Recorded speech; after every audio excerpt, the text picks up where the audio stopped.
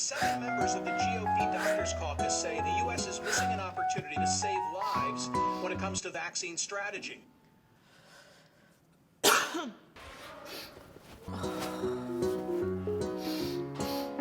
Sorry, I got cold.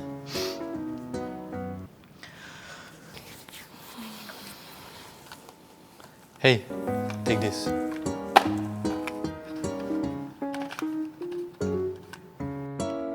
Take it easy. I just got cold. Just working out.